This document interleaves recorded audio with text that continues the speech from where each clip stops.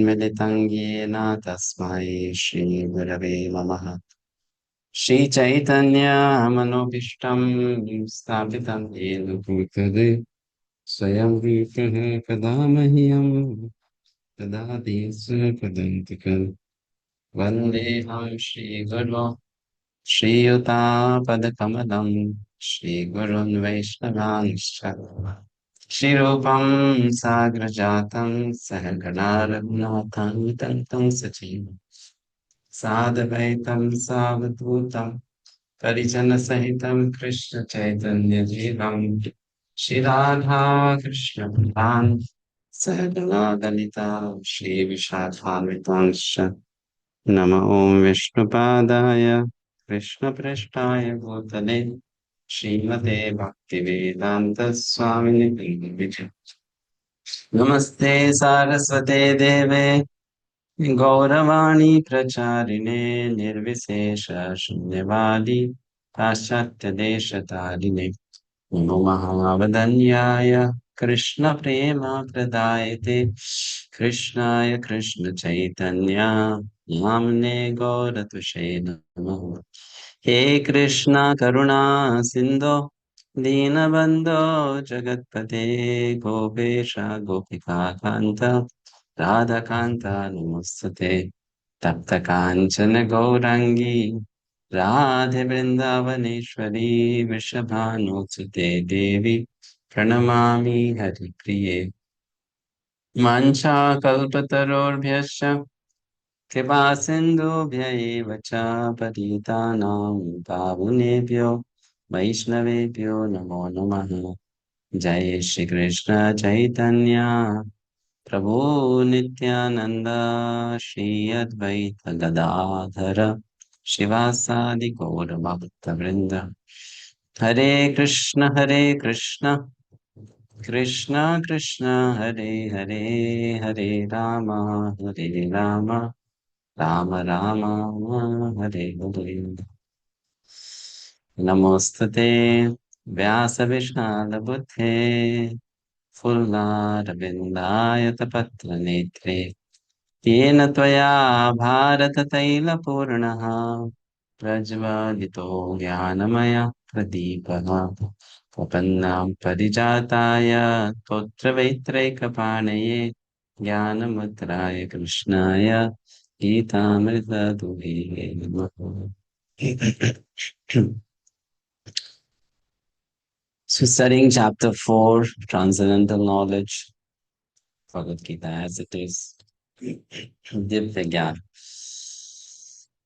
In the verses 1 to 10, Lord Krishna explained about the transcendental nature of his appearance and the importance of this, or the significance, or the history of this knowledge that is giving to Arjuna. Right? Now, from verse number 11, Krishna begins to discuss a different topic, what is already discussed in chapter 3, which is jnana and yajna and nishkam karma. When Krishna told Arjuna, Janma karma chame divyam evam yoveti tatvatah tyaktva deham punarjanma naiti mameti, so Arjuna, that one who understands the transcendental nature of my appearance and disappearance, that person doesn't have to take birth again. That person returns to my abode. And many people in the past have attained success by the support of this transcendental knowledge. Vita raga bhaya krodha manmaya pashritaha. So Arjuna then inquires from Krishna that if it is so easy and it is so guaranteed that anyone who takes shelter of you, renders devotional service to you, tries to understand your nature, why is that different people approach different gods? I mean, demigods or different personalities. They don't surrender to you. So, what is the reason for that? Hmm? It's just like, if you know what is the best, then why not go for the best?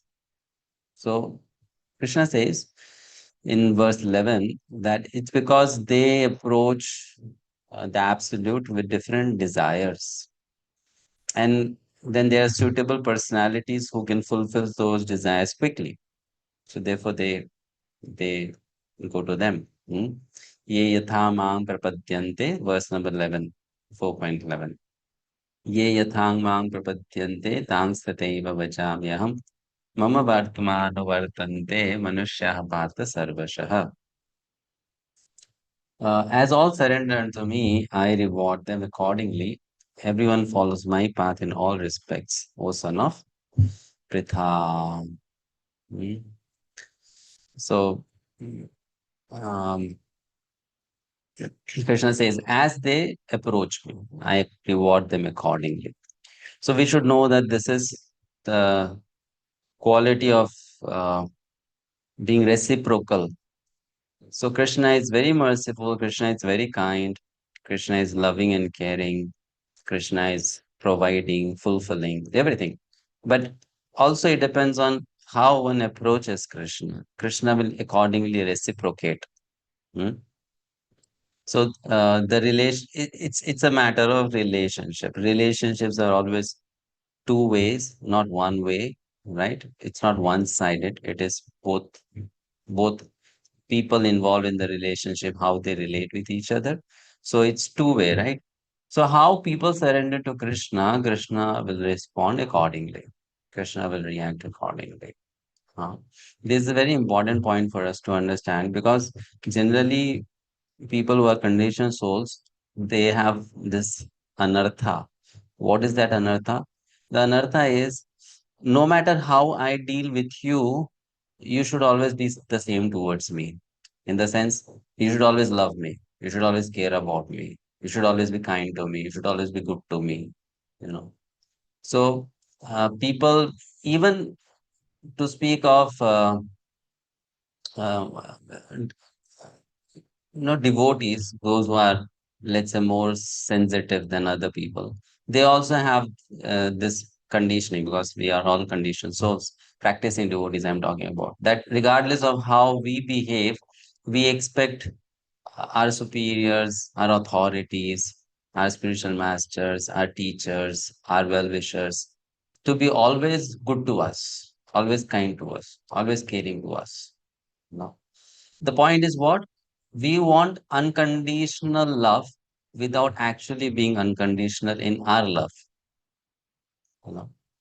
And that's what people, materialistic people also expect in their relationship. The children, they want unconditional love from the parents, but they don't want to take care of the parents. Mm. Or the husband wants unconditional love from wife, but the husband is not properly taking care of the wife. Or the wife wants from the husband. So, or even amongst friends, one friend wants from another friend. Mm. So it's always like we expect that the other person should be always very kind to us, but how we act or how we behave, that's okay. That's not a problem. That the other person should understand.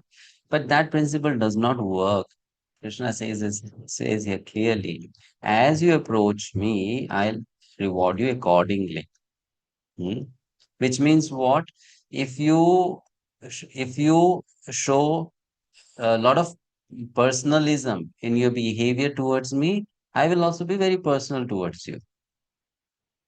You know, and if you're impersonal towards me, I will also be impersonal towards you. It's not that I'll not care for you. Krishna will do his duties, but in an impersonal manner. You know, right? So Krishna says, as people approach me, I reward them accordingly.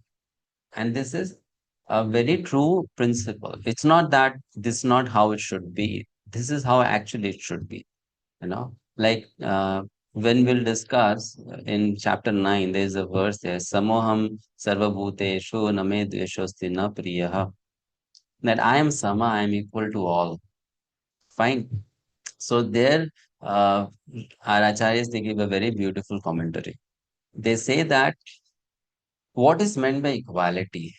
What is meant by equality? You know, if someone thinks someone loves Krishna 2% and someone loves Krishna 20%, and Krishna should behave the same with both of these people, Is that equality? The Acharya is the question. Is that equality? You know, what do you think? Are you all a part of the class? I mean, are you seriously listening to it or little bit Yes, switch Prabhuji. off? Prabhu, Yes, listening. Prabhuji. Yes, Prabhu. Listening. Listening, Listening, Prabhu. huh? Listening, Okay. Prabhuji. So you have to make me feel that you're listening. Otherwise, I may also go to sleep. Hmm. So, uh, our acharyas, they say, if someone thinks, if one is loving Krishna 2% and someone is loving Krishna 20%, Krishna should behave the same with both. Is that equality? No. No. But Krishna, if Krishna is acting differently, then how can you call Krishna as sama or equal? I Prabhu, I think that yes, Krishna does act equally to them, but then he reciprocates in a different manner. But then why that difference should be there, no? If equal means equal. Because one individual soul has an inclination to want to interact with the Lord more. But Krishna says in Bhagavad-Gita, right? You should be equal to your friends, to your enemies. You should, sama, equality is a topic which Krishna is talking about in Gita again and again. You should be equal to friends, equal to enemies, equal to everyone. So if let's say I'm friendly to my friend and I'm inimical to my enemy, that's okay, right? Yes, That's fine. Then why Krishna saying you should be equal to both your friend and enemy? because he has that quality that he is, even if he is, seemingly killing a demon, he is only doing it for the welfare of that soul. I mean, in that sense, that I don't Okay. know. Yeah. And something else, how is that equality? If Hare Krishna Prabhuji. yes, Prabhuji, equality here, what huh? Can't hear you. Hare Krishna Prabhu. Hmm. It's also as per their desire. Like But then if my Prabhu, desire Hare is, Krishna okay, Prabhu, let's say Dana. my desire is, Krishna, I can only love you 2%, but I want love from you 100%. Then if that's what I desire, then Prabhuji, will he it's like reciprocate the way we give him, like the way we pray to him? That is the way he'll reciprocate to us? my uh, question was, let's go back to the question. If someone is loving Krishna 2% and someone is loving 20%, Krishna will reciprocate differently, as you all also agree. So how is that equality? what Are, we deserve. are Hmm? we equating reciprocation to? I would say they're in different categories. The exchange of love and you know equality in terms of, let's say, opportunities is different. I would say I would put them in different categories. Okay, so fine, it's um, not that you are wrong. Anyone else also wants to add? Prabhuji, here Prabhuji, equality means like whether the 2% whatever he wishes, that's what Krishna has given, and the 20% whatever he wishes or praise or desires, that's what Krishna has given. So it's like Krishna has given to both, but based on their standard or their platform, he has reciprocated. So I mean, I Okay. would also say that, somebody who's an atheist also has two legs, two arms, he's got all the, whatever he needs in this life, and so does the devotee. But the atheist does not want to interact with the Lord. And in that sense, the Lord is being equal to the atheist because he is giving him what he wants. So, whereas the devotee is also given the same material things, but he wants to interact with the Lord. And therefore, the Lord is reciprocating with the devotee. So, in that sense, yes, he is equal to both of them because he gives them what they want. Hare Krishna Prabhuji, Dana. Yes. Prabhuji, I will quote this with one of the shloka of 9.29, where Krishna clarifies that, he envy no one and he's also not partial to anyone, but he's equal to all. But whoever renders service to him in devotion is a friend to him, and he's also a friend to him, that person. Uh, uh, Okay. Prabhuji, could I add something? Yeah. Hare Krishna, Prabhuji, Prabhuji. like how a doctor treats, I mean, he treats patients differently based on their disease. He may give different kinds of medicines, different kind of treatment, but the objective is that they should get well. Similarly, the Lord, I mean, as per how what is the best for them, he reciprocates that way. Hare Krishna, Prabhuji. Hmm. Should I Yes, go Prabhu. ahead? Yeah. Prabhu, if father has the two sons, and they are living in the same type of atmosphere, but one is very intelligent and doing well in the studies, another is not doing, but the conditions which is provided are the same. Conditions provided in the same means equality. And Samoham Sarvbhuteshu Name Dosha Yatpi. But if he is doing well, we should also assist him in doing in going ahead in a nice way. For example, better type of books, better type of pen, better type of person. These should be provided to him to go ahead. Very good. It means Yeah. So this is a very good point. That's what the acharyas also say. They say that, okay, if Krishna is going to reciprocate the same with both those who are doing 2% and 20%, then is Krishna not being unjust to that person who's giving 20%? Krishna is, Yes. So therefore, the acharyas, they say that how can Krishna be unjust to that person then? So the way Krishna is equal is how much you deserve, Krishna gives. That's how he's equal. No. How much you deserve, Krishna gives. So that's how he's equal. If you compare, it may look, okay, he got more and he got less, right? If you compare, definitely one may conclude like that. But then instead of comparing, here the approach should be always individual. How much he gave in comparison to that, what was Krishna's reaction, right? And this is something which we have to understand about equality when we also learn from Krishna telling us that you should be equal.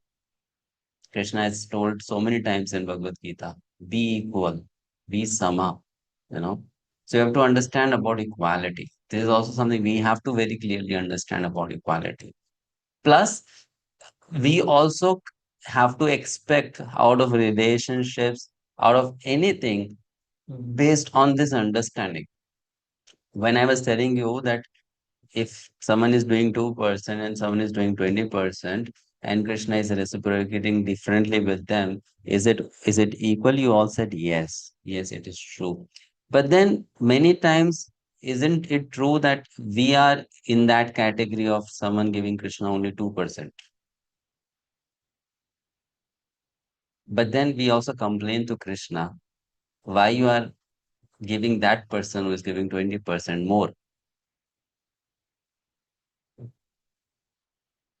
So we complain. Not only Krishna, we also complain to people around us, right? We also complain to people around us.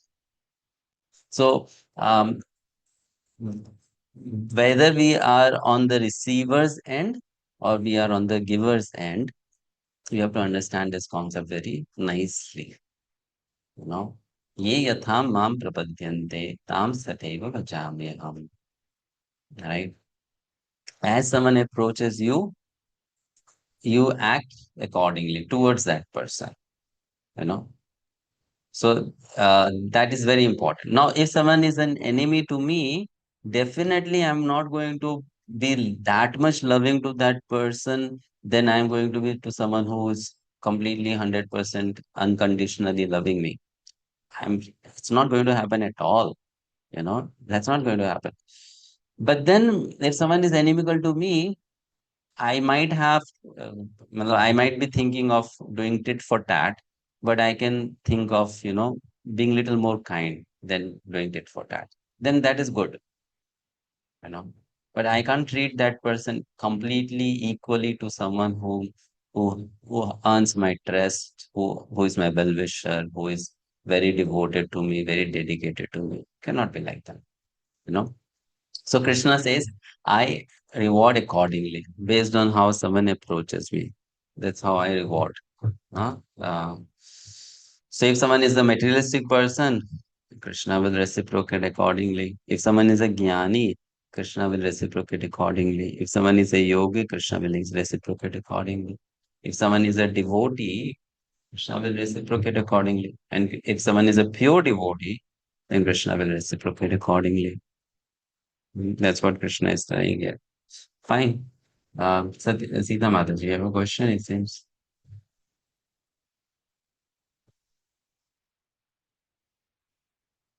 Are you not able to unmute yourself, Mataji?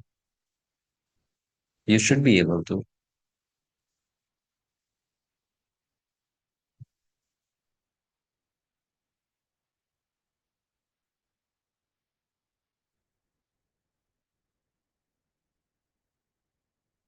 Can't. Maybe something wrong with your mic, huh?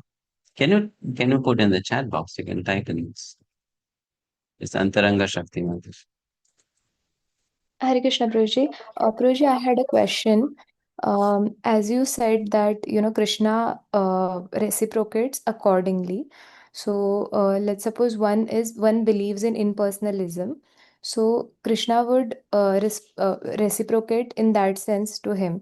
So in that way, he will not feel that the belief that he has, like the on impersonal Brahman, so it is wrong because he is getting the reciprocation from God. So where is the scope of improvement and getting a better knowledge if Krishna reciprocates with everyone?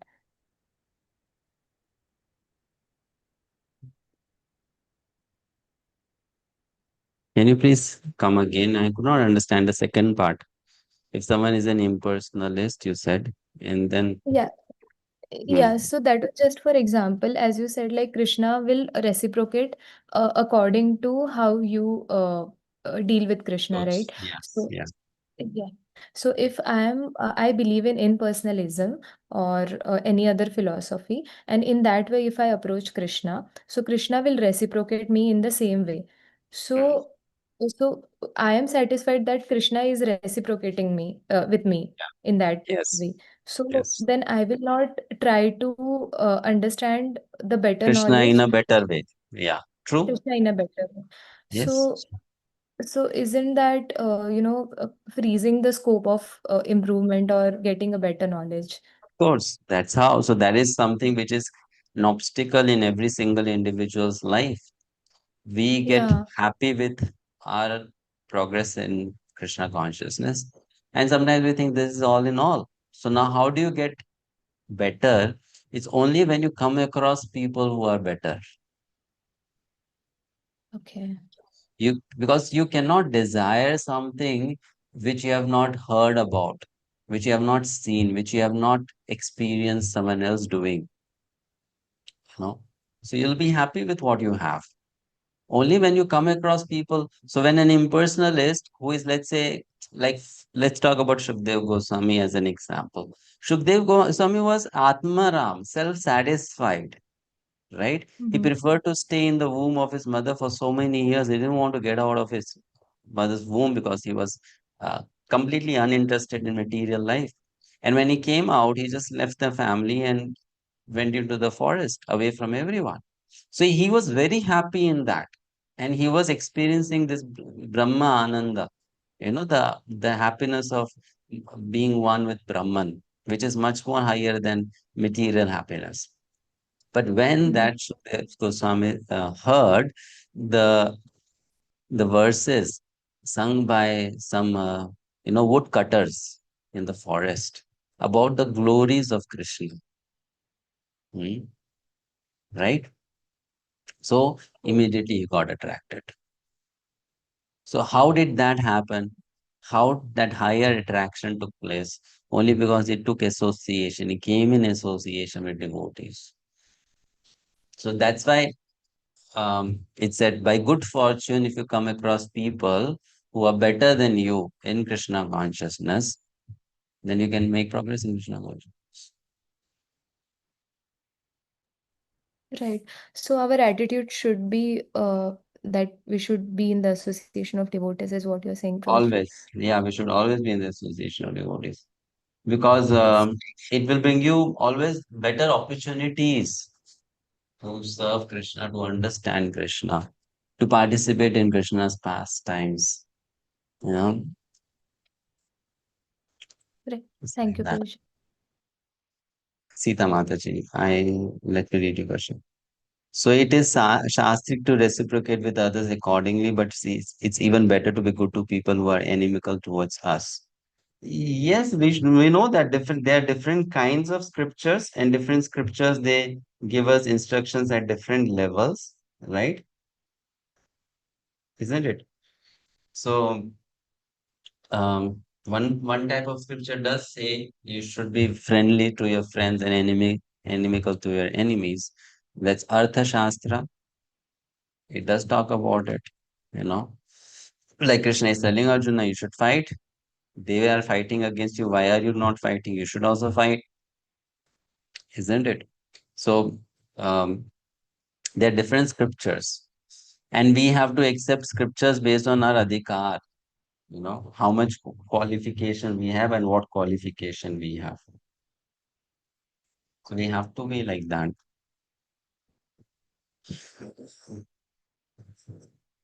Hmm. Practicing Vaishnava Dharma means you want to follow the highest standard. Therefore, okay, we are interested in, even if someone is an enemy, we should be good towards that person.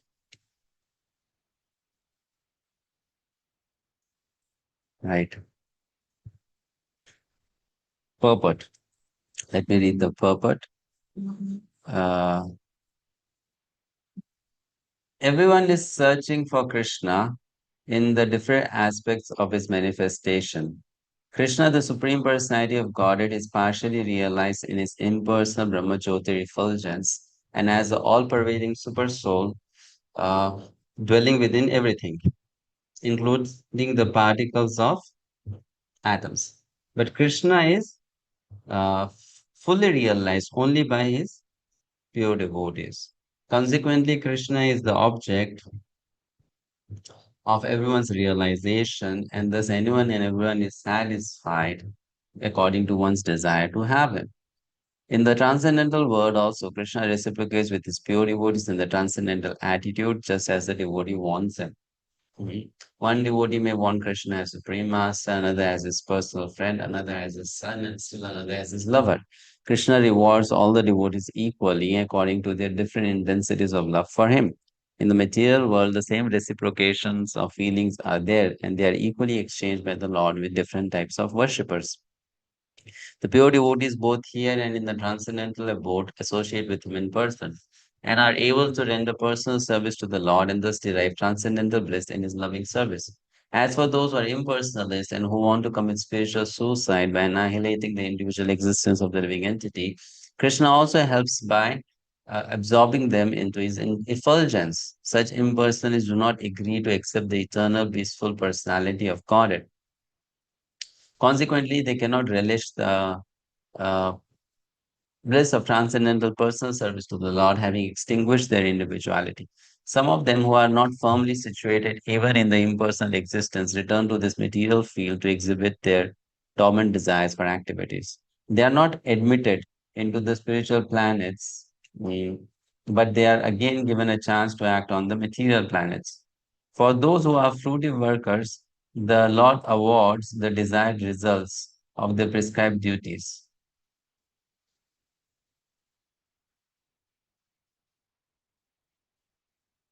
As the Yageshwara, and those who are yogis seeking mystic powers are awarded such powers. In other words, everyone is dependent for success upon his mercy alone, and all kinds of spiritual processes are but different degrees of success on the same path. Unless, therefore, one comes to the highest perfection of Krishna consciousness, all attempts remain imperfect, as is stated in the Srimad Bhagavatam. Akamaha sarva kamo va moksha kamo daritihi tivrena bhakti yogena yajeta purusham param. Whether one is without desire, the condition of the devotees, or is desirous of all fruitive act results, or is after liberation, one should with all efforts try to worship the Supreme Personality of Godhead for complete perfection, culminating in Krishna consciousness. So Krishna is the creator and the culmination of all paths. This is that section we are discussing. You know, fruitive workers, they worship Krishna as Yageshwara. Impersonalists, they worship the Lord as Brahma Jyoti. Yogis, they worship the Lord as for mystic powers. And the devotees, they are interested in five primary rasas.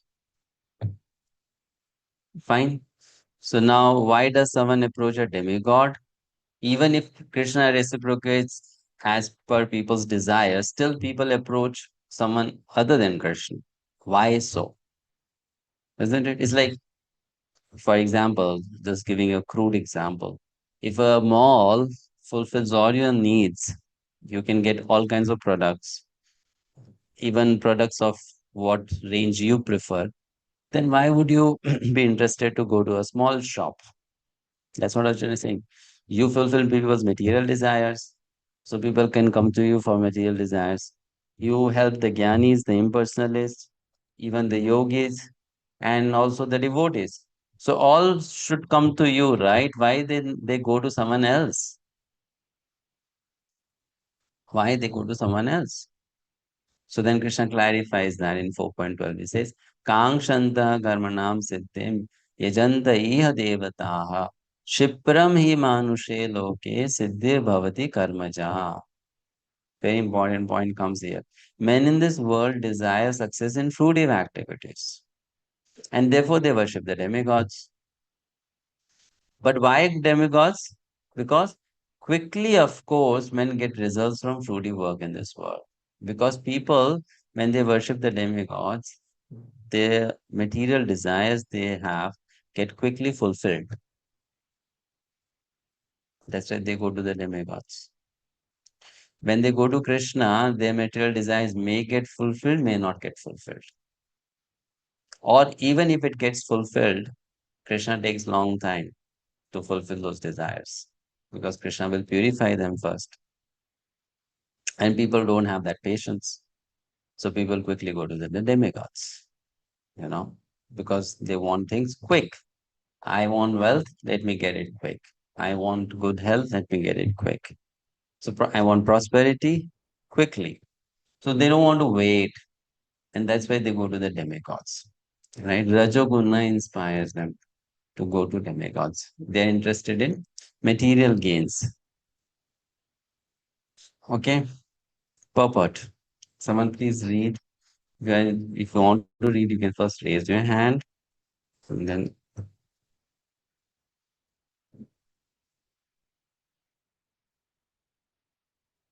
Aladini Gopimatsi. Hare Krishna Guruji, Pranam. There is a great misconception about the gods and demigods of this material world. And men of less intelligence, although passing as great scholars, take these demigods to be various forms of the Supreme Lord. Actually, the demigods are not different forms of God, but they are God's different parts and parcels.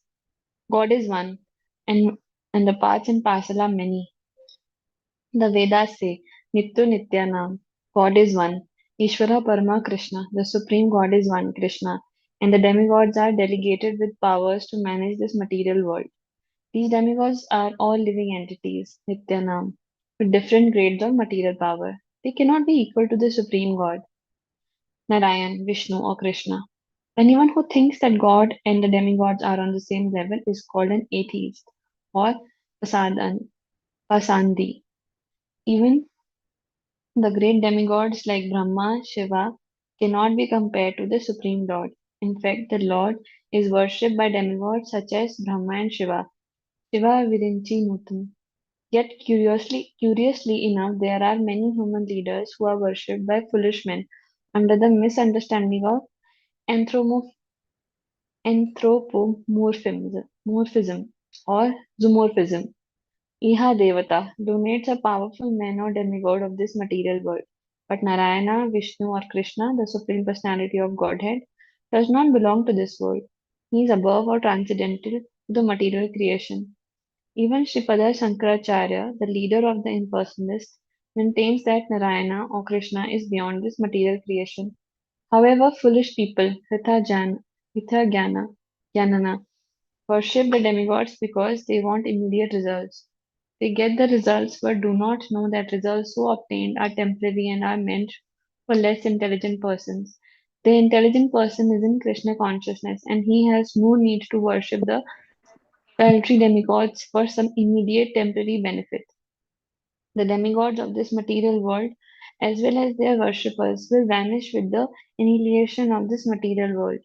The boons of these demigods are material and temporary. Both the material world and their inhabitants, including the demigods and their worshippers, are bubbles in the cosmic ocean. In this world, however, human society is mad after temporary things such as material opulences of possessing land, family, enjoyable paraphernalia. To achieve such temporary things, people worship the demigod or powerful men in human society. If a man gets some ministership in the government by worshipping a political leader, he considers that he has achieved a great boon. All of them are therefore not owing to the so-called leaders or big guns in order to achieve temporary boons, and they indeed achieve such things. Such foolish men are not interested in Krishna consciousness for the permanent solution to the hardship of material existence. They are all after sense enjoyment, and to be a little facility for sense enjoyment, they are attracted to worshipping empowered living entities known as demigods. This verse indicates that people are rarely interested in Krishna consciousness. They are mostly interested in material enjoyment and therefore they worship some powerful living entity. Thank you. Very much. Thank you much. So people are interested in worshipping some powerful entity because they have material desires. And therefore, they are not interested in worshipping Krishna. Hmm. Of course, we should know that when here demigod worship is being spoken about, it doesn't really talk about the present scenario. Nowadays, people just worship someone because of some weird reasons, not necessarily because they think that that person is going to fulfill their material desire. It's just maybe they think it's my tradition, it's my culture, or something like that, you know. So, but the point is, they worship someone who has power, and they think uh, satisfying them will make their desires achieved. You know. So it may be worshipping the demigods, it may be worshipping even a human being who is in a powerful position, you know.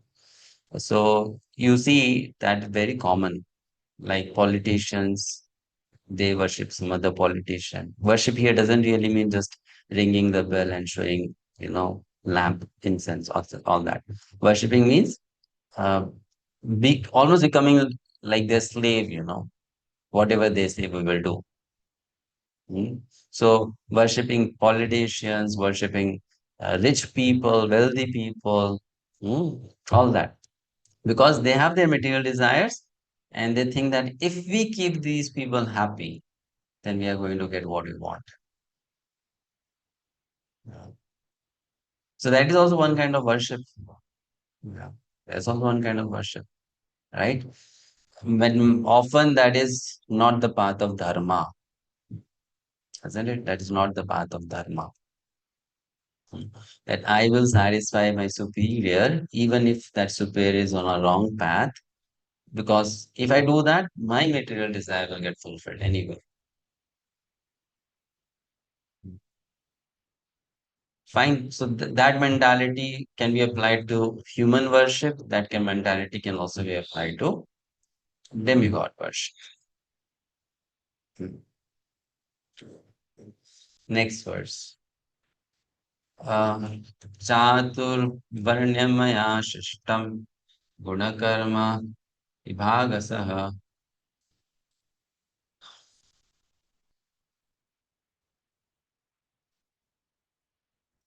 तस्य कर्तारम् अपि मां विधीय कर्तारम् अव्ययम्.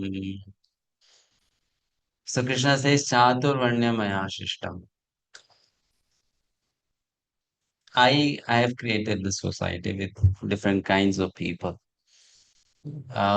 Is Krishna personally deciding who will become a demigod and who will become an asura based on whom Krishna likes and whom Krishna does not like?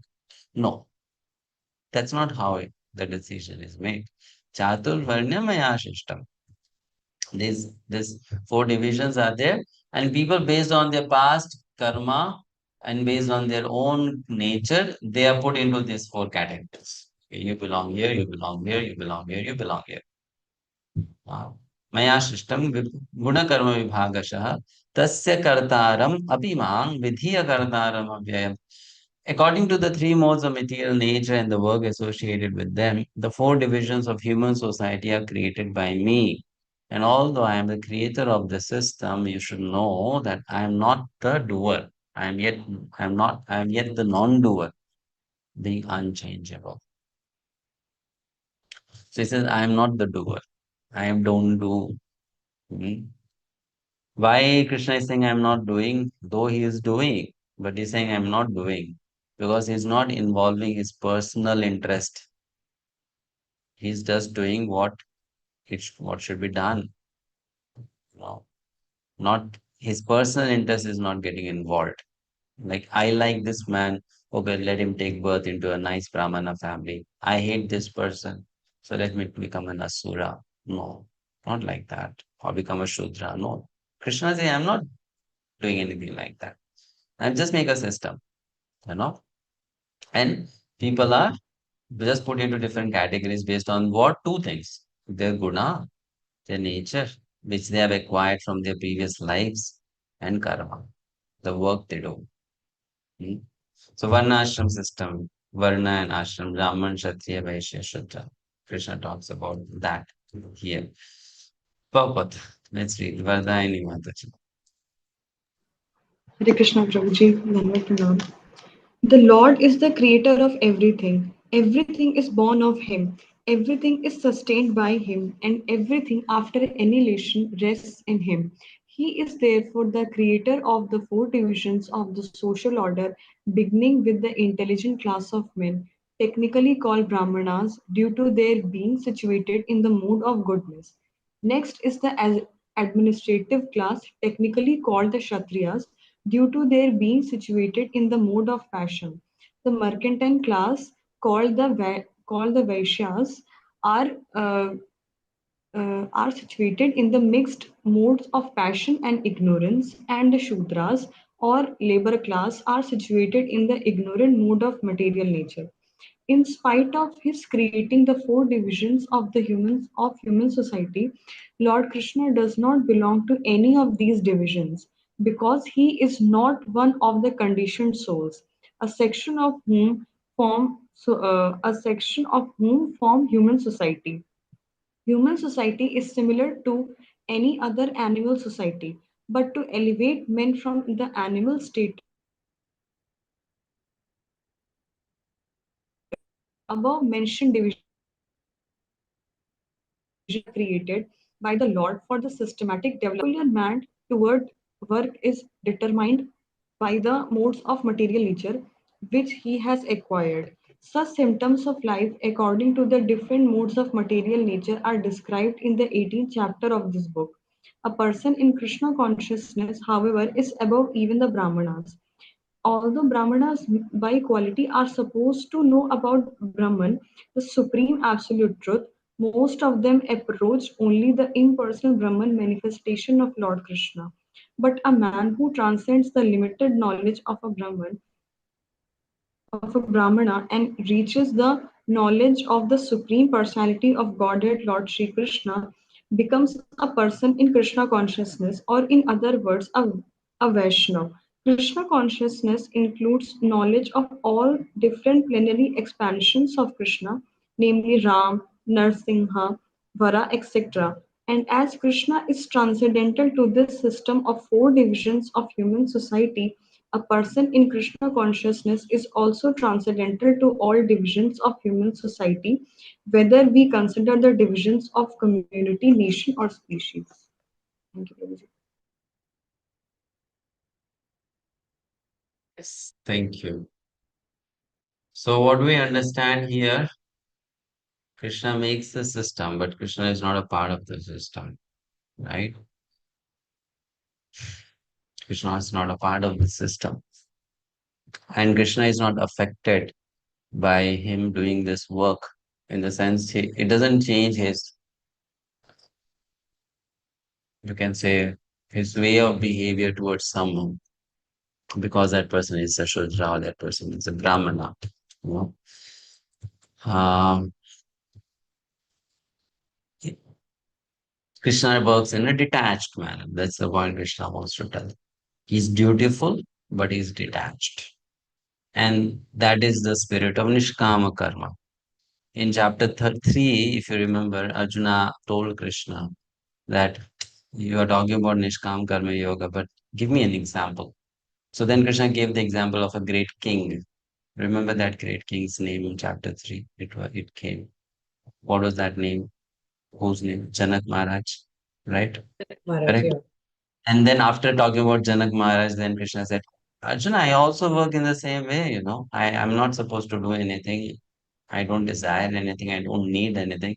But I also work in a dutiful, detached manner. So Krishna was giving Arjuna this knowledge in 3. Here Krishna is giving an example how he works in a detached manner. He said, I am the creator of Varnashram system. I make the 4 Varnas. But then it doesn't affect me, because I do that job in a dutiful manner, in a detached manner.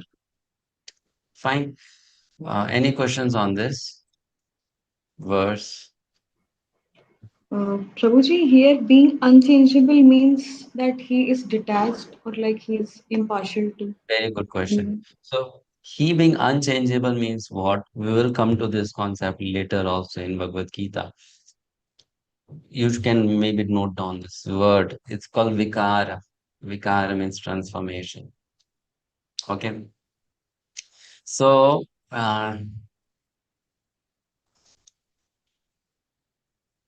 material body, whether gross or subtle, it goes through a vikar or change. How? To give a very simple example. Let's say I'm sitting in my room, you know, and there is a television screen in front of me. Now my mind is completely peaceful, let's say. Okay? I put on the television and then I see something on the screen, which means there is a sense contact of the eye with the form on the screen. And when I see that thing, suddenly, because that thing is so disgusting, I develop anger. So, what is this anger? This is a vikar or change. In what? In my state of mind, right? Correct? Hmm? So, Krishna says that a conditioned soul who is not self realized, who is on bodily consciousness, he or she is always going through these transformations in the mind. This is called vikar. Sometimes there's a transformation of happiness, sometimes there's a transformation of distress, sometimes desire comes, sometimes hatred comes. Okay. So when Krishna says, I'm unchangeable, so he's talking about that quality of the soul which doesn't have these vikars. based on material interaction, right? So these vikar changes don't happen based on material interaction. And therefore, Krishna says, I'm unchangeable.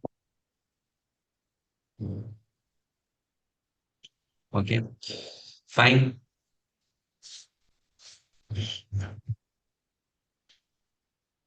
So, Prabhuji, Yeah. Prabhuji, can I ask one thing? This vikar which you have said, is this vikar is the nature of the soul or the nature of the mind? It's the nature of the material element. It's not the nature of the soul. The soul is unchangeable. We have discussed the qualities of soul in chapter 2. So one of the quality was kutastha. Kutastha means fixed. Remember? Unchangeable. Thank you, Prabhuji.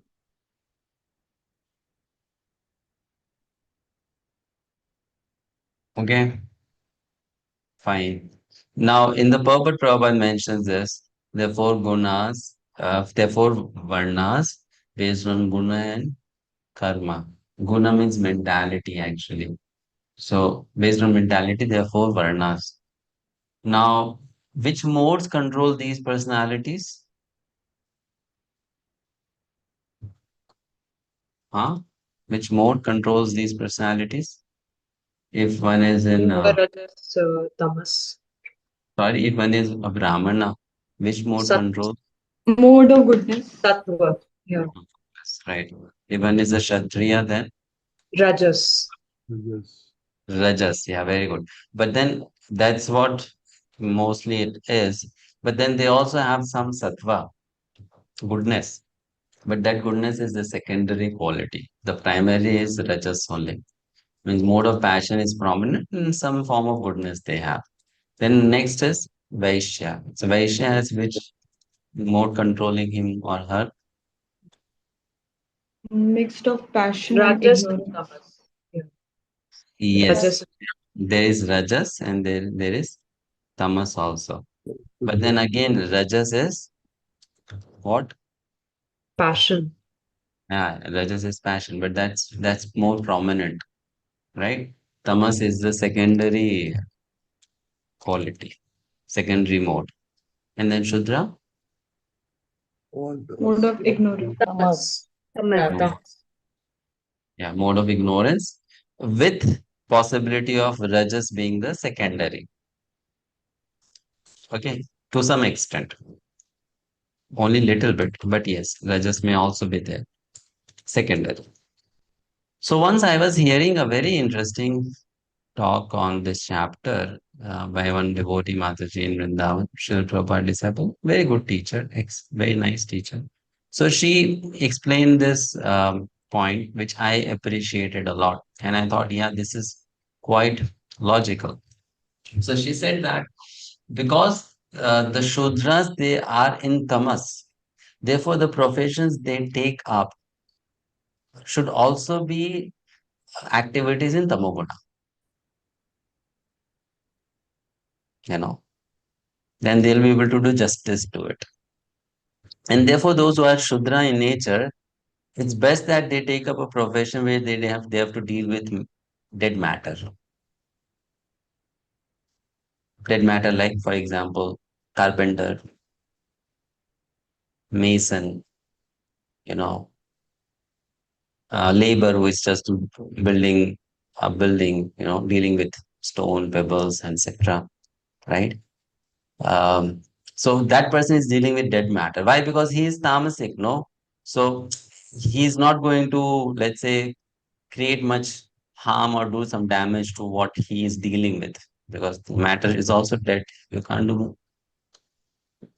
Then someone who is Vaishya by nature is better in mind, is higher in mind. So that person should be dealing with animals who have life. If you put a Shudra to take care of animals, just like that Shudra won't think twice before hitting a piece of wood or a piece of iron, that Shudra will also not think twice before hitting an animal. because that person is in tamasic nature, you know. So that person will not be able to take care of cows nicely or animals properly. And that's what is happening in the present times. Those who are Shudras, instead of protecting cows, they're killing cows. Right? Next is Kshatriya. So Kshatriya is more elevated in consciousness. So these people, they should deal with human beings, administrators, kings, ministers, dealing with people. You know. And then Brahmanas, they are the highest in their consciousness. Therefore, they are qualified to deal with gods, with the absolute truth. So the occupation is also based like that, is designed like that, you know. But nowadays in our society, it's so topsy turvy. Those who are Shudras, they are becoming teachers in the school. Actually, by nature, they are Shudras, but they are becoming teachers, you know. Uh, and therefore, we see that in society, things are not going well. Everyone is almost dissatisfied with the quality of work, being done by people. Who is satisfied these days? You talk to anyone, no one is happy with the doctors, no one is happy with the teachers, no one is happy with the police, no one is happy with with anyone. Isn't it? And why it is so? Because wrong people doing wrong things. So this is how the Varna system was designed. Of course, it's not going the way it was designed these days, but it's a very scientific system, very logical, you know. Okay. Prabhu, one question. Yes. Prabhu, this is only the nature of the person, the Varna system, or like by birth? Like, I mean, I might be born in a certain family, but my It is nature both may be. connected, Mataji. It's connected because your birth is also not accidental. Yeah. That is also based on karma. Your nature is also based on karma, Okay. right? So in the previous ages, actually, it was very much true that the son of a Brahmana would be a Brahmana, the son of a Kshatriya would be a Kshatriya. It really was like that because uh, why would that person get birth in Brahmana family? Only because, that karma is there, that past inclination is there. Only in Kali Yuga we see that there's so much of Varna Sankara, people getting born in wrong place, right? And still, at the same time, the birth does have an influence. Maybe that's not the most strong factor of influence, but it does have an influence.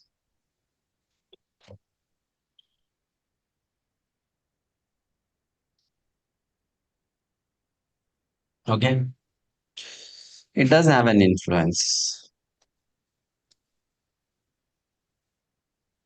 So However, we should go by.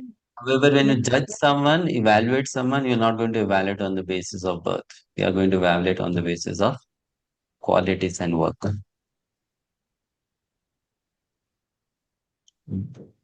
For evaluation, you'll evaluate on the basis of quality and work. But does birth play a role? Yes, it does play a role.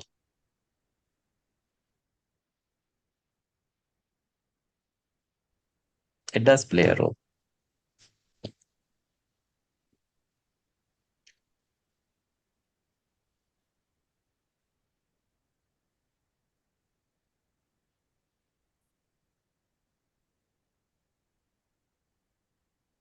Anything else?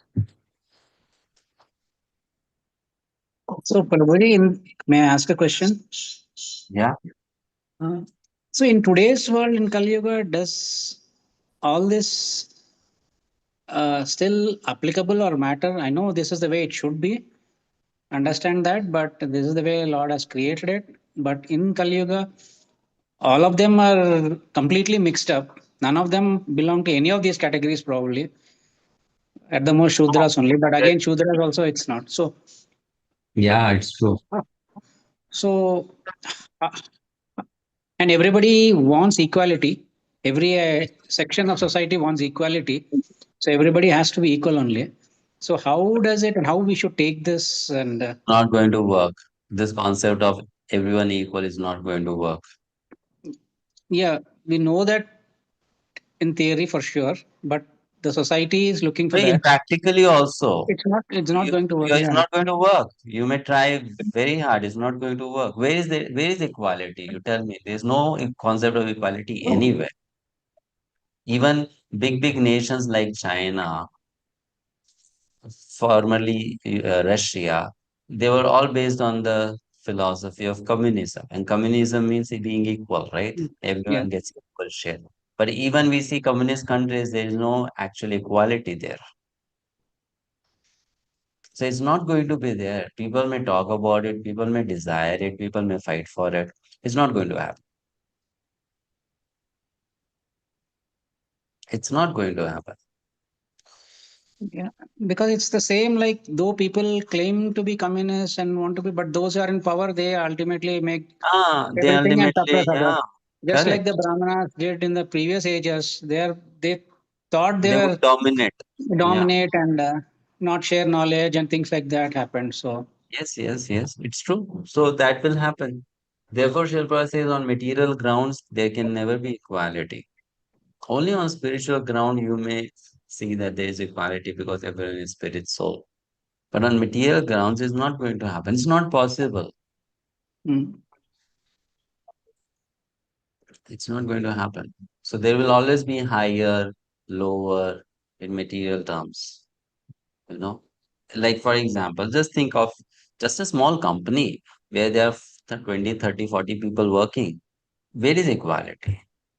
yeah, Are all getting same salary? No, it's not, right? yeah. They all might be working the same number of hours, but they are not getting the same salary.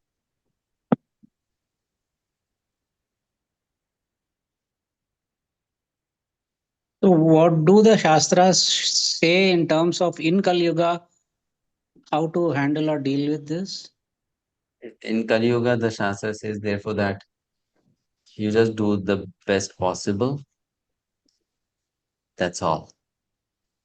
But you can't really change the system. So you do best possible individually, whatever is possible for you. But you can't really change the system in Kali Yuga. It's so difficult, right? So you just do the best possible for you as an individual and you practice Krishna consciousness or devotional service and be benefited.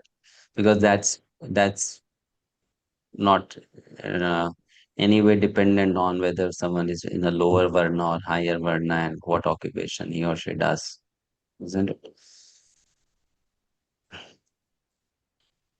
Right? Thank you, Prabhuji. But then those people who are sane, who understand things well, they should know that the division is very scientific. The division is very scientific. It's not for just categorization of higher and lower. It's basically to um, to let a person know where he or she will actually thrive. Mm, No. Like, for example, if someone is born a Shudra, so that person is going to thrive there because that's person's nature.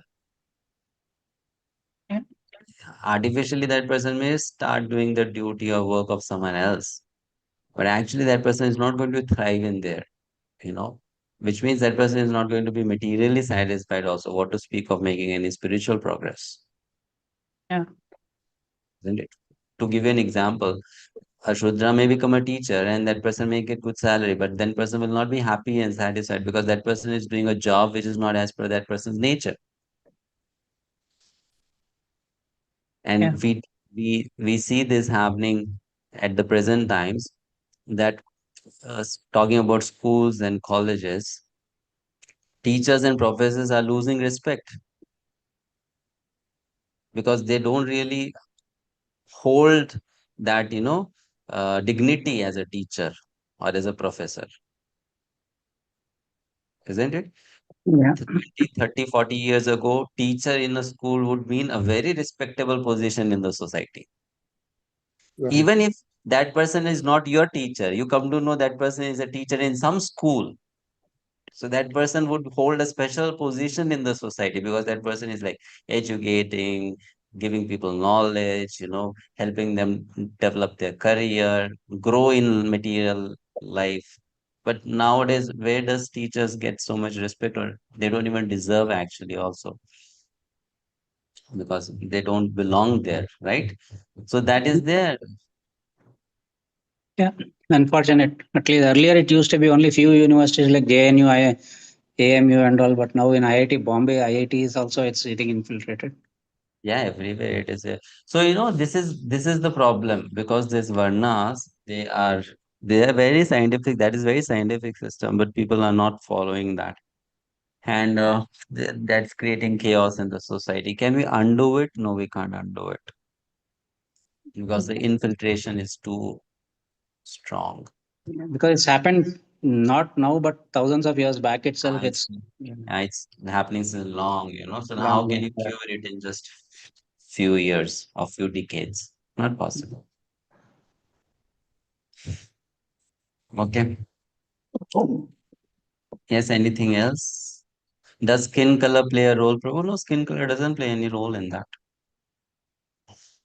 Skin color doesn't play any role in that. When I said the birth does matter, is that if you are born in a Brahmin family, then there are more chances of you learning good values and culture, because you'll just follow what the parents are doing, right? Isn't it? So that thing is there. It's natural. If one is born in a certain family, then you learn from there how things are, how things should be, and all that is there.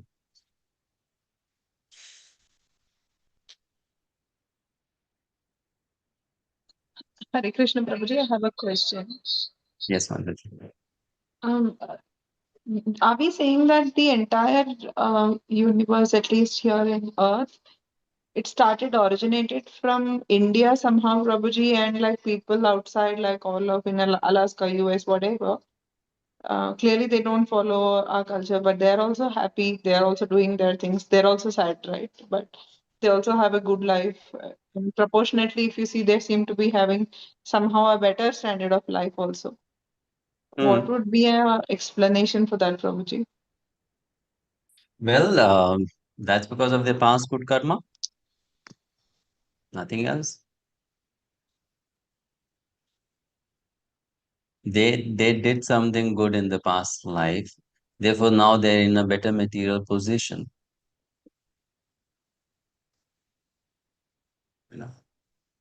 And are we saying they all originated from here, Prabhuji? Mataji, it's not India, first of all. When we talk about this whole loka, then we know that this particular section in Bhuloka is known as Bharatvarsha, right?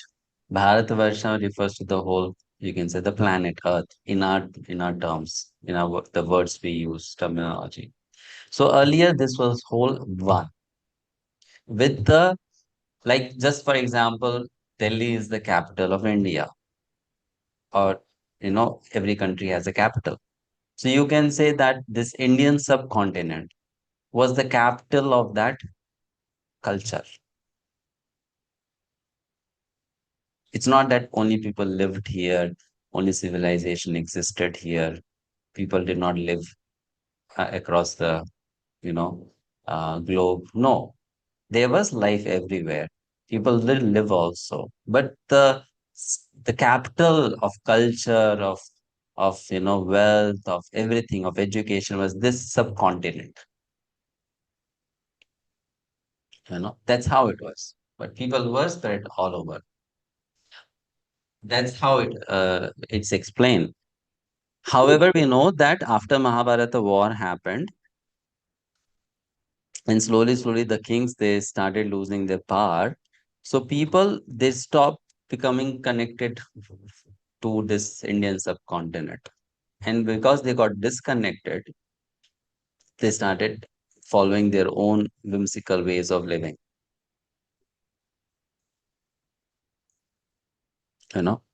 That's how they got disconnected more and more and more from Vedic culture. Okay, Pastor. Thank you. Hare Krishna.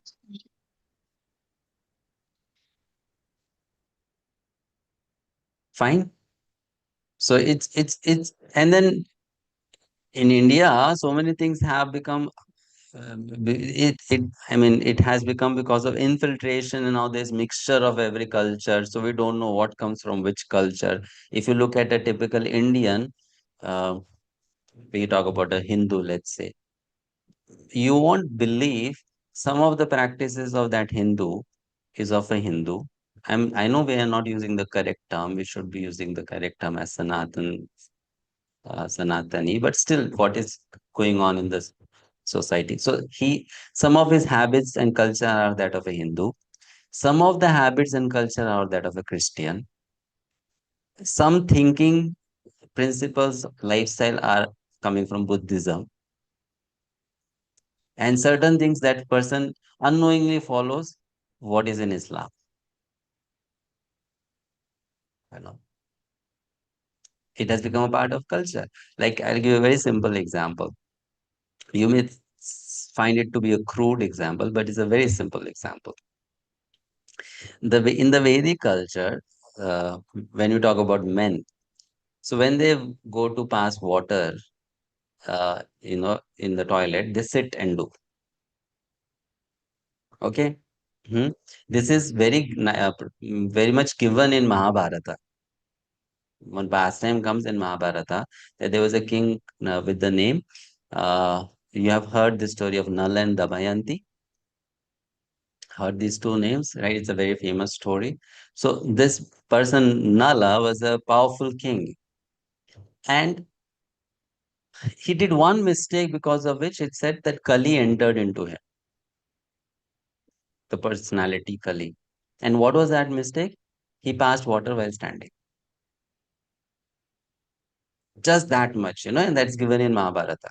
So it makes it very clear that sitting and passing water was the culture in the Vedic times for men. Okay. Now, Islam has completely opposite culture. Islam, it's a rule for them that they cannot sit and pass water. They have to stand and pass only. It's a rule for them. Just like for Vedic culture, the rule is you sit and do. It's a rule for them that they should stand and do. And interestingly, nowadays everyone mostly follows that. You go to public toilets, you have to stand and pee. Mostly people do that, right? So now it's like everything is mixed. Someone is little Hindu, some little is Muslim, little this, little that, little that. Everything is mixed.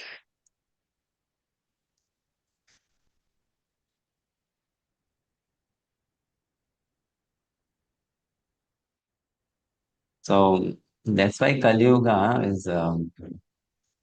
But earlier it was not like that. And there was a very clear demarcation between this is civilized, this is uncivilized. Because people knew what is civilization, what is uncivilization. But now, it's all mixed up. So Indian subcontinent was the capital of civilization. And slowly everyone got disconnected from this Indian subcontinent. And now Indians are themselves disconnected from Indian subcontinent in the terms of culture and civilization.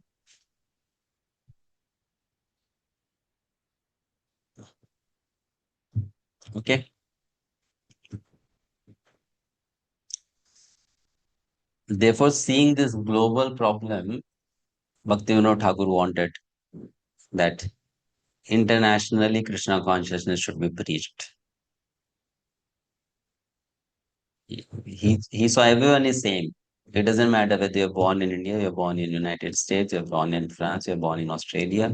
Everyone is same. So Bhaktivinoda Thakur wanted, let everyone be Krishna conscious. That is the only solution. There's no other solution.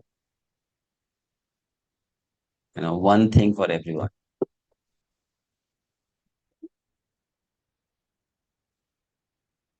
Okay. Anything else? Where does reversation class? Reversation? What is reversation class? Prabhuji quota system. Reservation. Reservation. You see, you mean SC and ST and all that. Well, that is not something which is, you can say, Vedic. It's all modern. People are fighting for their rights. But then again,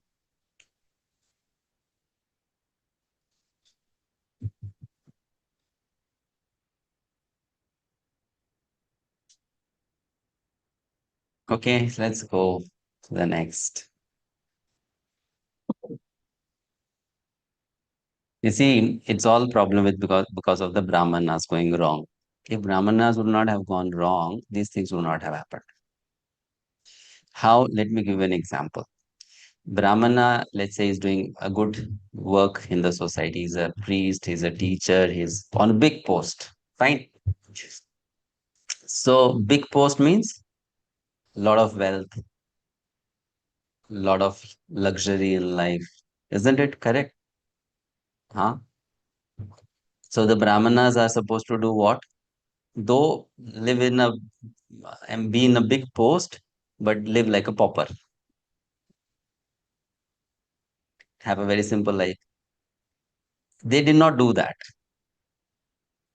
So people who are in a lower category, they thought, if I also become like them, get a big post like them, and all that, then I will also be wealthy like them, living an opulent life like them, luxurious life like them, dominate others, do this, do that.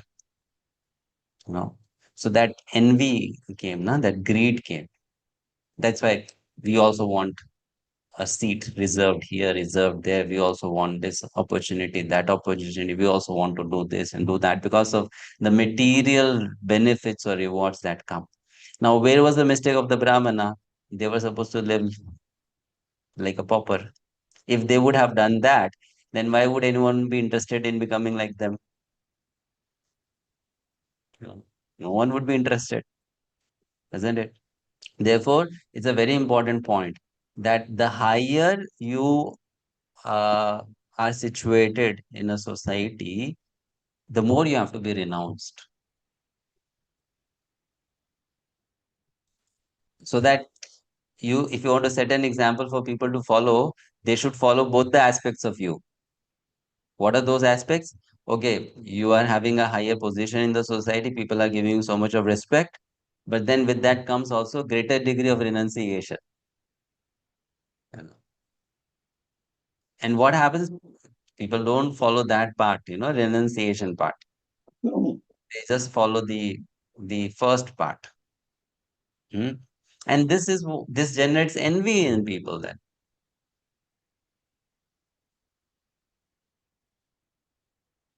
which is not correct.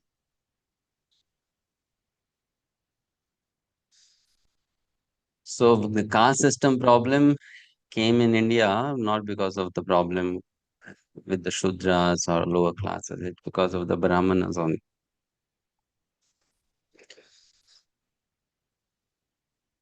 Right? Okay, let's go to the next verse. Verse 4.14.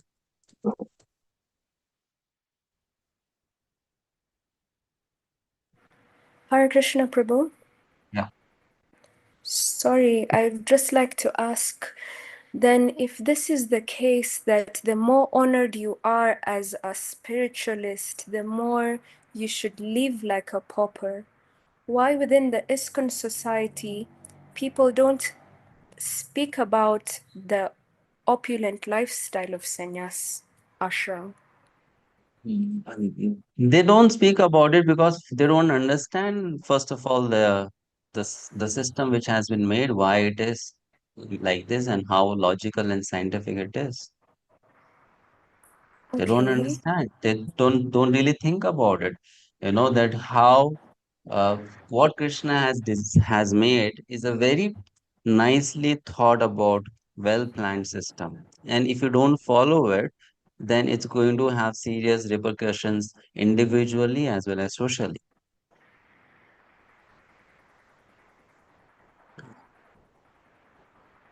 So that subtle things are not thought about by many people.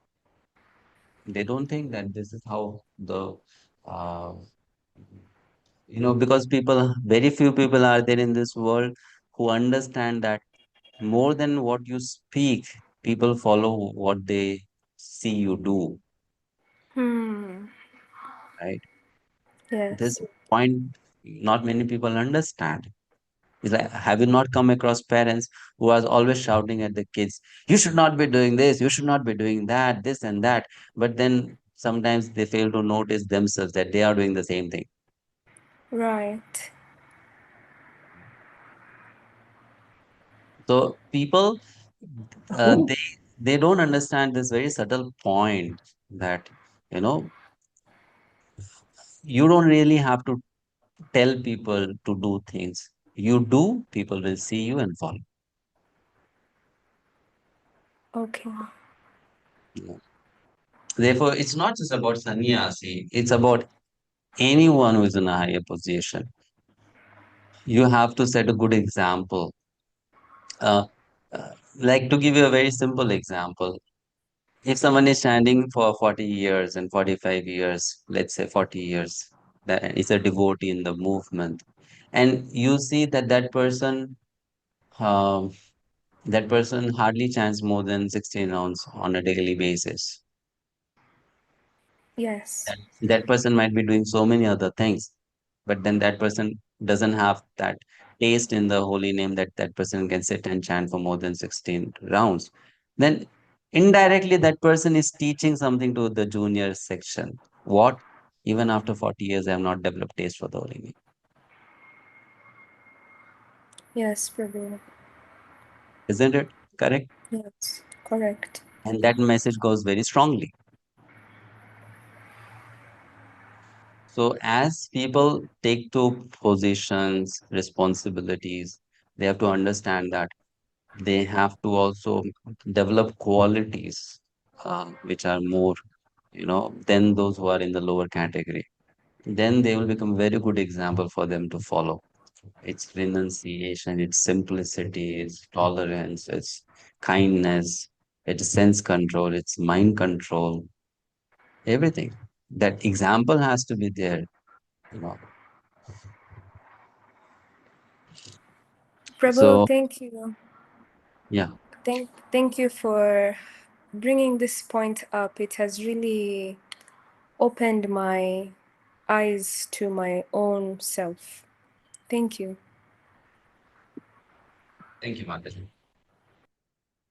So we have to know that as we grow materially or even spiritually, then naturally you become a more responsible person. Naturally.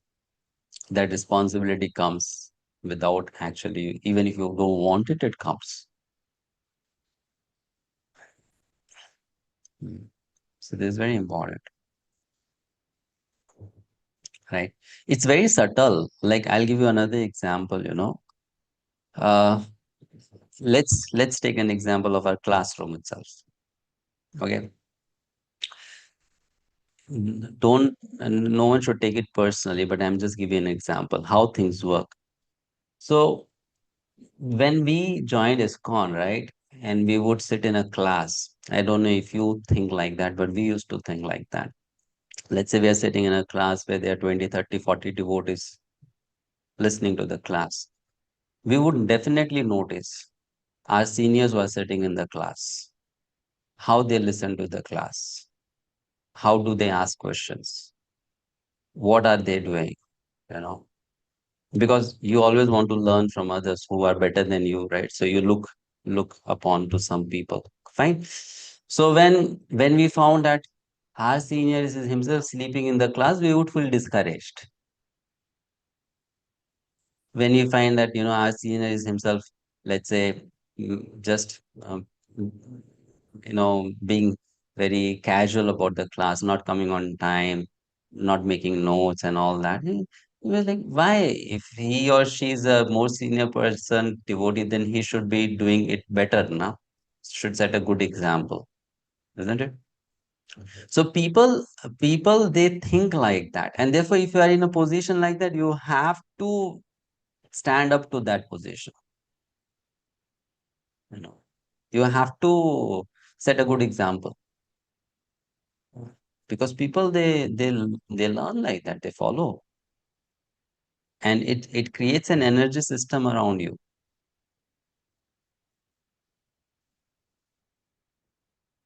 So here also, like in this classroom, some of you are initiated and some of you are not initiated, right?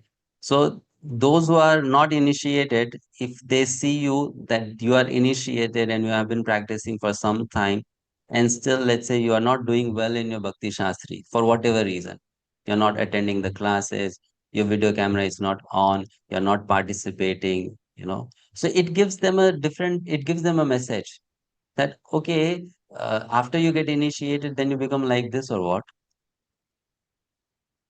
Because those who are not initiated, they seem to be more sincere in their study than those who are initiated.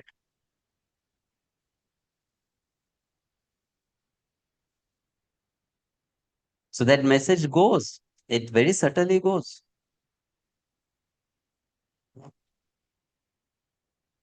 Right? So that's how, as you have a, let's say, better position, you have to be very thoughtful in how you act or how you behave. You're preaching, very much preaching, maybe silently. So you're preaching either the right thing or the wrong thing, but you're doing it.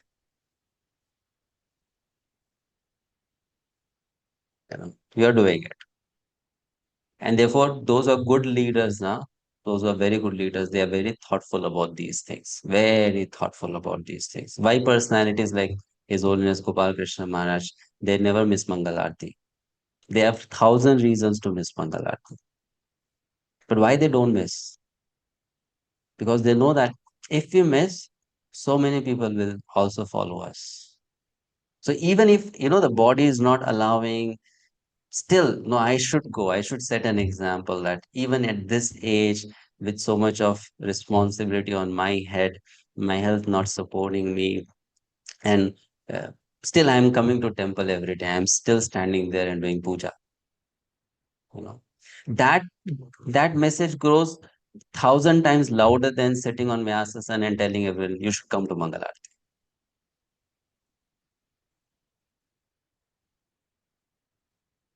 Isn't it? Right? So it's a very subtle thing. Therefore, it's a hoax when you are externally saying, "I want to be a preacher, I want to be a good devotee, I want to be this, I want to be that." But when you are in a particular place, you are in a particular situation, are you really acting like that? Like if you are initiated, are you acting like an initiated devotee? If you are 20 years in the movement, are you acting like 20 years in the movement?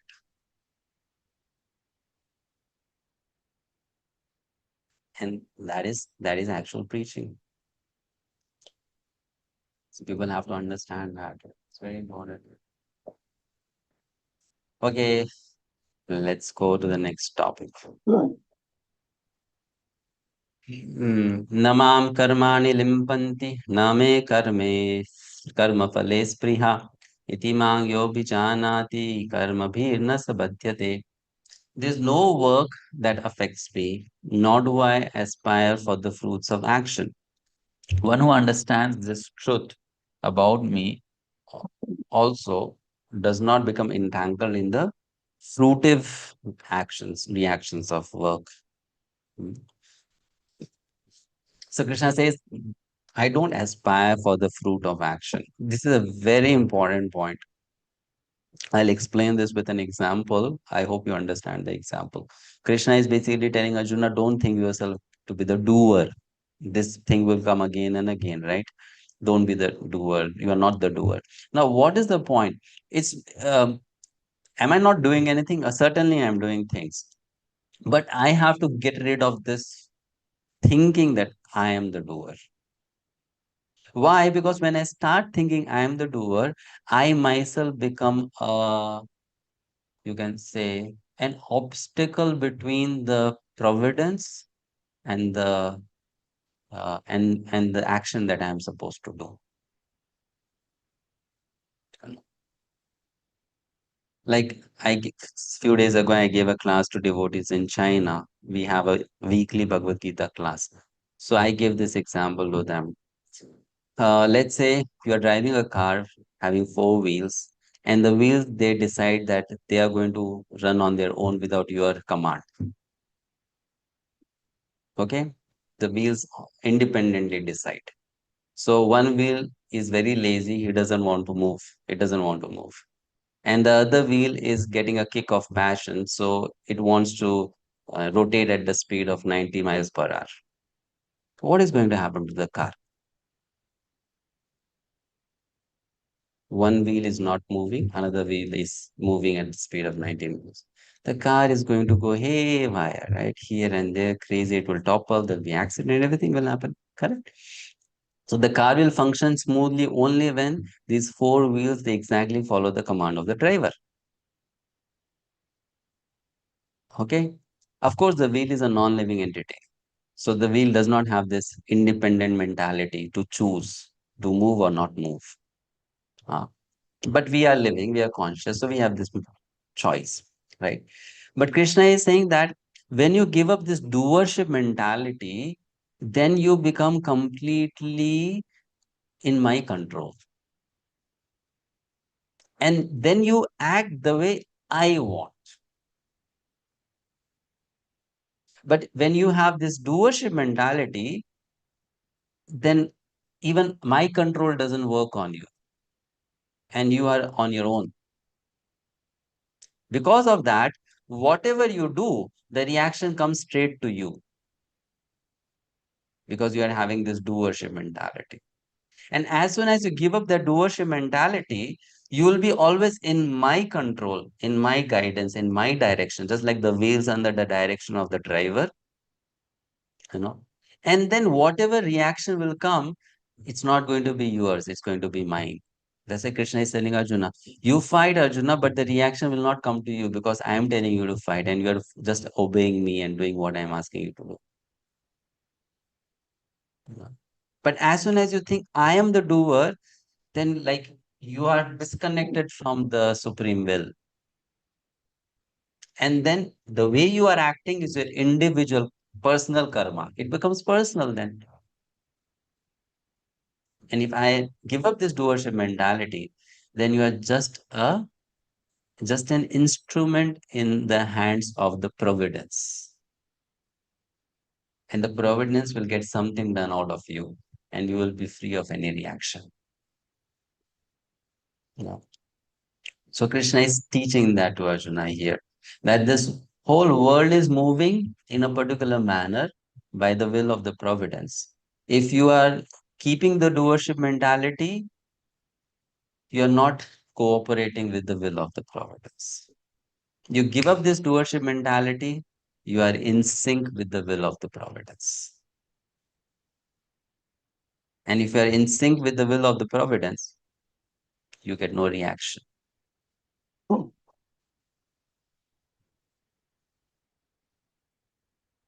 You get no reaction. Then you are free from any reaction. So those people who are nishkama, self-realized, they work in this spirit only. Exactly like this. What does the providence want? I want to be a part of that plan. And I'll exactly do that much only. And not do less and not do more. Yeah. Yes, Mataji, you have a question. Prabhu, it seems that that makes sense for somebody who is in, let's say, the renounced order or in the brahmachari ashram. Krishna is telling the same thing to Arjuna. He is not in renounced order. Yeah. It's just really difficult to understand how Yeah, it it's is. difficult to understand for everyone, not just for grihasthas or someone who is not in a non-starter. Even someone in brahmachari ashram or sannyas ashram will also have this difficult to understand because you have to, it's like let go of all control of your own life. What does that mean? Like, so you don't plan or you don't. No, you do all that. That will always, that all will be there. But Like, it's just that, you know, the soil in which you are sowing the seed has become different. okay. Everything is there. What you're talking is about the, you know, the later steps, like for example, planning and executing. These are the later steps. These are going to be there. Arjuna was fighting the battle. Don't you think he was planning? Of course, he was planning, right? Every day he had to fight. No, so he was definitely planning and he was executing also. All that is there. But it's just that the soil in which he was putting the seed was different. That first thing is different. Later, everything is same. It looks very similar. It's just that the first seed, you know, the first thing that is different. What is that first thing? The intention. The first thing, the It's just intention. like the prasadam. The Sorry? intent, it's like the prasadam example, right? We Yeah, just very true. Like the for food, example, you're everything that we cooking. eat, cook, everything is Correct. same. Correct. The recipe is the same, the ingredients are the same, the cooking time is the same, the cooking vessel is the same, everything is same. It's just that first thing. Why am I cooking it? For whom am I cooking it? That Can it, makes the difference. I just as a follow-up question, Prabhu, sorry for taking time. It's just that, for instance, somebody, let's say, does something and then they decide, okay, let me offer this to Krishna. Can the intent come later? That's my point. Quality will be not same. Okay. Quality will not be the same. Can you please explain that with an example? Like why would the quality not be the same? You go to the market, buy a packet of biscuit and offer it to Krishna. So the one who made that biscuit did not make it with devotion, right? No. And now you offer it to Krishna. The quality Yeah. will be the same as someone who actually made everything, the biscuit, and offered to Krishna. It won't be the same.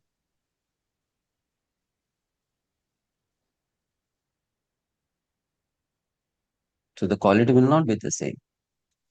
Like to give you an example, another example. You are a devotee parent and you know you are very Krishna conscious and then you do so much of tapasya before actually bringing a child into this world. After let's say 5, 6, 10 years of lot of austerity, then these devotee parents they unite and then they bring up a child. They do all the garbhadan sanskar, everything.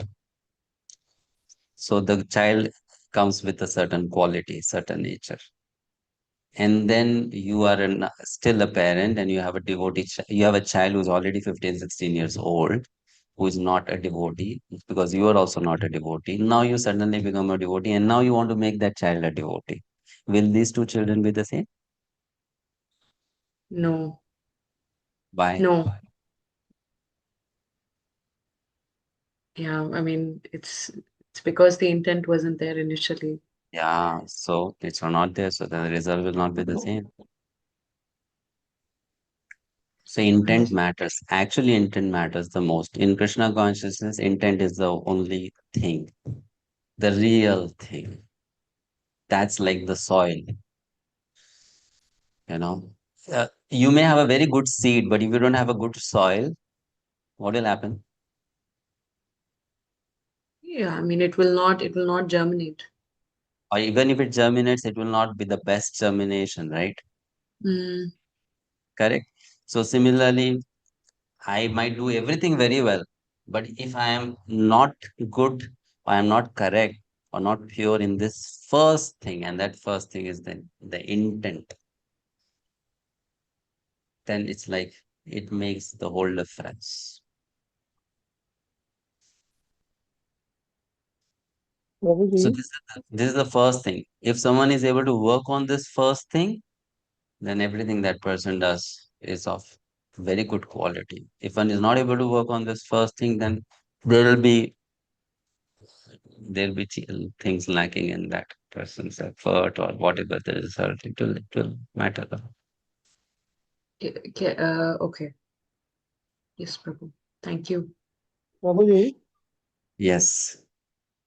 Prabhuji, is this dualship mentality Like, is ahankar? just a second, bro. Before I Ahankar? take your question, I'll show something to what Sharda Mataji Okay. asked.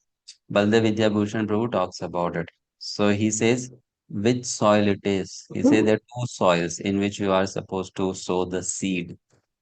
One is the soil of material energy, and the other is the soil of internal energy. And what is that seed? That seed is desire, ichha. So, what is that desire? That's the first thing. Is my desire to please Krishna? Then everything, planning, execution, everything will follow. But what is that first thing? Or is it my desire to please myself, make myself happy? That's the first thing. So, being a devotee means you are working on this thing the most. Why are you doing it? Are you doing it for Krishna or you're doing it for something else? So this picture, it depicts that the desire can either be of the Planted nature can be sowed here or there, of here or there. Okay, yes, I understand. right? To give you an example, let's say we are not talking about renounced outer life, we are talking about grihasthas. So man and woman, they want to bring out a child, bring up a child. They want to give birth to a child. It's a desire. Yes, it is. Now you can either put that desire in the material energy or you can put the same desire in the internal energy, Mhm. right? Where does dharma fall in place over here? Like, Based on dharma only you'll take your decision. No, yes, dharma okay. means based on dharma you decide where to put that desire. Some people are there on this planet who are desiring right from the marriage or before the marriage that my son will become a terrorist. Oh, That's where they're putting the seed. And there are some very, you say, rare people on this planet. Sometimes when they desire, let Vishnu be my son. God himself should become my son, right? yeah. Both are desiring. And everything is same. It's the same thing, right? Two man and woman coming together and giving birth to a child. It's exactly the same. Mm, this is a So very it's complex topic. yeah, yeah. So it's the first thing, the desire that matters the most. Mm, That matters the most. Why am I exactly. doing it? I understand, Prabhu. Thank you. Okay. Well, purport. Read the purport here. Chanakya Prabhuji, please read. Hare Krishna. Purport by His Divine Grace Srila Prabhupada, Jai Srila Prabhupada. As there are constitutional laws in the material world stating that the king can do no wrong, or that the king is not subject to the state laws, similarly, the Lord, although he is the creator of this material world, is not affected by the activities of the material world. He creates and remains aloof from the creation, whereas the living entities are entangled in the fruitive results of material activities because of their propensity for lording it over material resources. The proprietor of an establishment is not responsible for the right and wrong activities of the workers, but the workers are themselves responsible. The living entities are engaged in their respective activities of sense gratification, and these activities are not ordained by the Lord. For advancement of sense gratification, the living entities are engaged in the work of this world and they aspire to heavenly happiness after death. The Lord, being full in himself, has no attraction for so-called heavenly happiness. The heavenly demigods are only his engaged servants. The proprietor never desires the low-grade happiness such as the workers may desire. He is aloof from the material actions and reactions. For example, the rains are not responsible for different types of vegetation that appear on the earth. Although without such rains, there is no possibility of vegetative growth. Vedic Smriti confirms this fact as follows. निमित्तमात्रम् एव सौ सृज्यानां सर्ग कर्मणि प्रधानकाराणि भूता यतो वैसृज्य शक्तयः. In the material creations, the Lord is only the supreme cause. The immediate cause is material nature by which the cosmic manifestation is made visible. The created beings are of many varieties, such as the demigods, human beings, and lower animals, and all of them are subject to the reactions of their past good or bad activities. The Lord only gives them the proper facilities for such activities and the regulations of the modes of nature, but He is never responsible for their past and present activities. In the Vedanta Sutra 2.1.34, it is confirmed. Vaishamya Nayagrahanya Na Sape Satpat. The Lord is never partial to any living entity. The living entity is responsible for his own acts. The Lord only gives him facilities through the agency of material nature, the external energy. Anyone who is fully conversant with all the intricacies of this law of karma or fruitive activities does not become affected by the results of his activities. In other words, the person who understands this transcendental nature of the Lord is an experienced man in Krishna consciousness, and thus he is never subjected to the laws of karma. One who does not know the transcendental nature of the Lord and who thinks that the activities of the Lord are aimed at fruitive results, as are the activities of the ordinary living entities, certainly becomes entangled himself in fruitive reactions. But one who knows the supreme truth is a liberated soul fixed in Krishna consciousness. Hare Krishna. Hare Krishna. So here, very good example is given by Krishna of the rain. How you see the rain, it falls everywhere. The rain does not decide what kind of crop should come out. It's the quality of the seed, the hard work of the farmer, the land, which will actually, you know, mainly contribute to the quality of crop. The rain just falls. It's just doing its part. The rain is not going to personally, think, let me fall less here, let me fall more there. No. However, it is planned for the rain to fall, it will fall. Right? Isn't it? So Krishna is saying that's how I also function. I do what I'm supposed to do. No. I I I keep my focus on that. And therefore, here he uses some terms. These are technical terms. Of course, we are not going to talk much about it today, but later on, when you do your higher studies, you'll come across that. So it's called cause, karana. And there are different types of causes behind anything. So Prabhupada just uses one or two terms here. Then in Srimad Bhagavatam, he talks more about it in some places. So you can see here, somewhere he mentions this term. Um,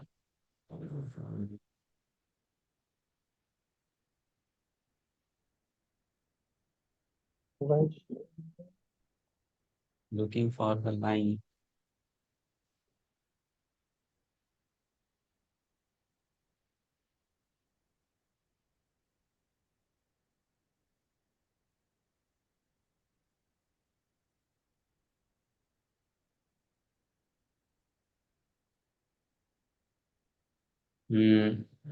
I'm sorry, I'm getting that word here.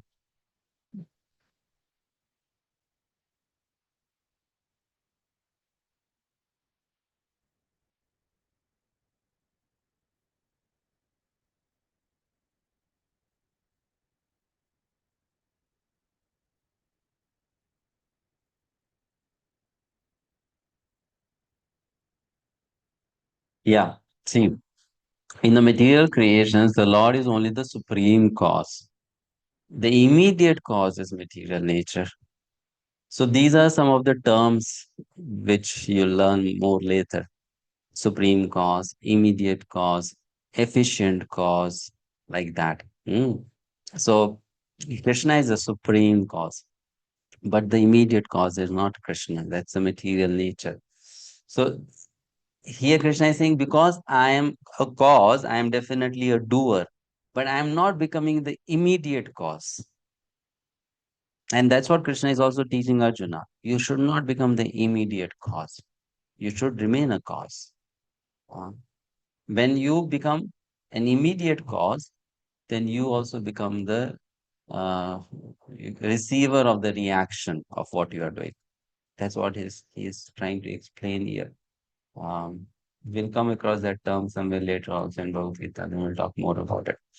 Okay, I think we'll end here. It's over time. Today we discuss only on 4 verses, though I had planned to complete this entire section today.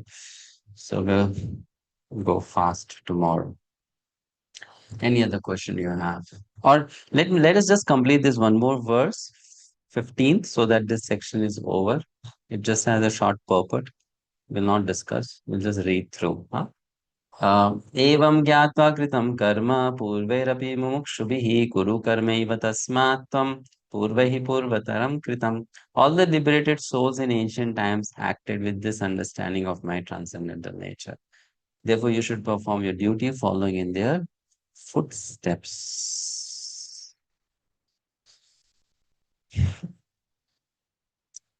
Yes, we'll quickly read the purport here. Sharada Mataji, please read. There are 2 classes of men. Some of them are full of polluted material things within their hearts, and some of them are materially free.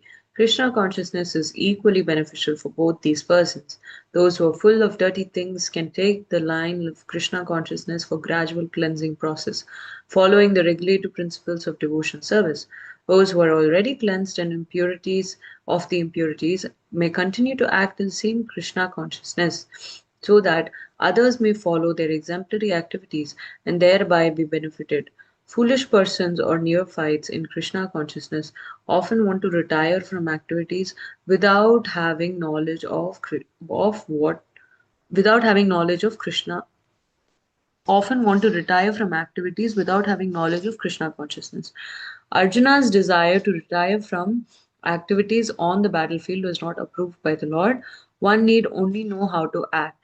To retire from the activities of Krishna consciousness and to sit aloof making a show of Krishna consciousness is less important than actually engaging in the field of activities for the sake of Krishna. Arjuna is here advised to act in Krishna consciousness, following in the footsteps of the Lord's previous disciples, such as Sun God Vivaswan, as mentioned here before. The Supreme Lord knows all his past activities, as well as those of persons who acted in Krishna consciousness in the past. Therefore, he recommends the acts of the Sun God, who learned this art from the Lord some millions of years before. All such students of Krishna are mentioned here as past liberated persons engaged in the discharge of duties allotted by Krishna. Hare Krishna. Hare Krishna. So we stop here. Continue tomorrow. Any last question or comment?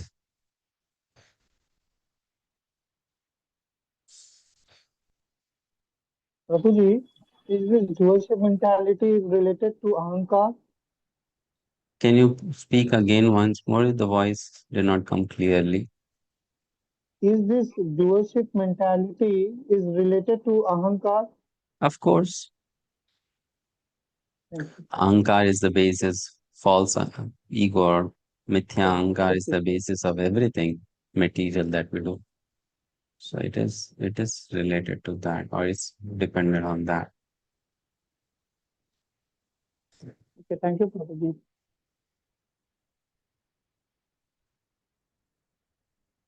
Thank you. So we stop here. See you tomorrow. Hare Krishna.